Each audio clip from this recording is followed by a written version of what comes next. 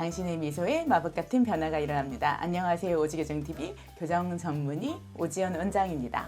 자, 오늘은 교정 장치 딱 제가 정해드립니다. 콘텐츠를 준비한 이유 중에 하나가 뭐냐면 생각보다 환자분들이 교정 브라켓을 어떤 장치로 할지에 대해서 되게 고민을 많이 하시더라고요. 이제 모든 병원에서 이제 브라켓을 종류별로 다 갖춰놓고 있지는 않거든요. 보통 원장들이 자기가 잘 쓰는 금속 색깔, 그 다음에 뭐 세라믹 투명한 거 하나, 아니면 자가결찰 뭐 이런 식으로 몇 개만 대표적인 상품만 이제 구비를 해놓고 그걸로 치료를 하게 되고, 그 다음에 이제 치료비 자체를 이제 분류하기가 조금 편하게, 사실 재료비도 조금 차이가 나긴 나요. 그래서 이렇게 그걸로 금액을 나눠놨는데 가끔 이제 오해하시는 게 비싼 장치가 조금 좋은 장치가 아니냐, 고개 치료가 조금 더 잘 되지 않을까 이렇게 고민하신 경우도 있고, 가끔 이제 어떤 병원들 같은 경우에는 브라켓 자체로 좀 마케팅을 하거나 홍보를 하시는 곳들이 있는 것 같아요. 특정 브라켓을 나는 이걸로 하고 싶은데 이 병원에는 이게 없냐, 나는 여기서 교정을 하고 싶은데 이 브라켓을 너네가 구해서 이 브라켓을 교정을 해주면 안 되겠느냐, 뭐 이렇게 이제 요청하시는 경우들이 가끔 있는 것 같아요. 오늘은 제가 그래서 이제 브라켓에 대해서 좀 이제 이런 설명을 드리고 싶었어요. 사실 브라켓 자체는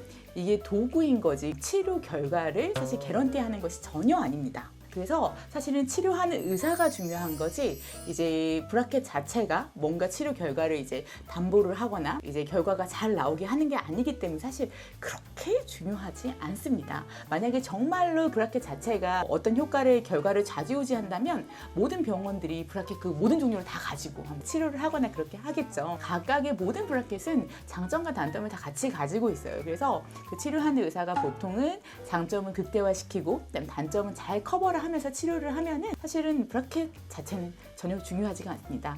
브라켓 중에서는 이제 되게 물성이 떨어지는 브라켓들도 있어요. 치료가 잘 안 되거나 뭐 자주 탈락하거나 아니면 와이어에 뭐 힘이 잘 발현이 안 되거나 이런 브라켓 자체는 사실은 치료하는 의사가 굉장히 귀찮거나 사실 번거롭기 때문에 대부분의 의사들은 그런 브라켓을 쓰지 않습니다. 그래서 사실은 이제 웬만한 교정 치과에서 쓰는 브라켓들은 어느 정도 정량화되어 있고 사실 퀄리티가 보장된 거다. 그래서 사실은 우리가 브라켓의 선택에 그렇게 고민을 하실 필요가 없다. 이렇게 지금 설명을 드리고 싶습니다. 그렇다면 그럼 브라켓을 나는 뭘로 선택하면 좋을까? 어찌됐건 병원에서는 고르라고 하는데 이제 우리가 골라야 하잖아요. 그래서 여기에 대해 설명을 해드리겠습니다. 첫 번째, 나는 브라켓이 치아에 보이는 게 전혀 상관이 없고 그냥 튼튼하고 가성비 좋고 그러면 사실은 메탈 브라켓이 맞습니다. 사실 제일 기본이 되는 브라켓이고요. 금속 브라켓이 제일 편하거든요. 그래서 나는 보이는 게 상관이 없고 아무 상관이 없다. 그러면 금속 브라켓 선택하시면 됩니다.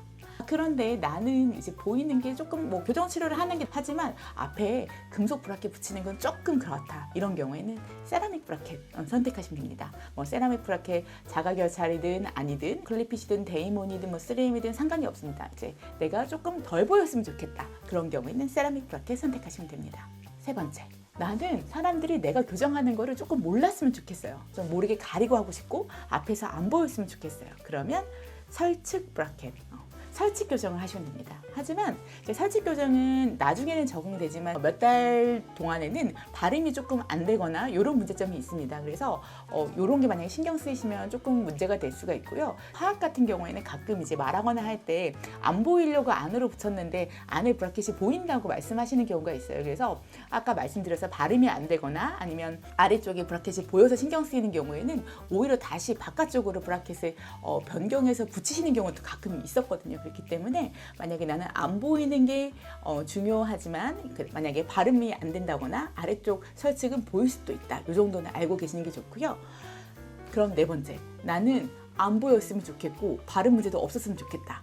그렇게 되면 이제 인비절라인입니다. 나는 사람들이 교정하는 걸 몰랐으면 좋겠고 좀 말을 많이 해야 돼서 발음 문제가 있으면 안 된다. 이런 경우에는 이제 인비절라인이 조금 적합하긴 한데, 인비절라인은 사실은 이제 비용도 굉장히 조금 많이 나오는 편이기도 하고 고가이기도 하고, 단점이 장치를 본인이 스스로 되게 열심히 껴야 됩니다. 장치 착용 시간은 하루에 보통 이제 20시간, 22시간 이 정도가 되기 때문에 하루 종일 껴주실 수 있는 분들만 사실 가능합니다. 그래서 만약에 뭐 군것질을 너무 자주 하신다든지 아니면 자주 깜빡깜빡해서 장치를 분실하신다든지 이제 이런 분들은 조금 문제가 있을 수 있습니다. 그렇다면 가끔 또 이런 분들이 있을 수 있어요. 나는 안 보였으면 좋겠고 잘 끼는 것도 자신이 없고 발음 문제도 없었으면 좋겠고 남들이 내 교정하는 거 몰랐으면 좋겠고, 이런 경우는 교정 치료가 사실은 불가능합니다.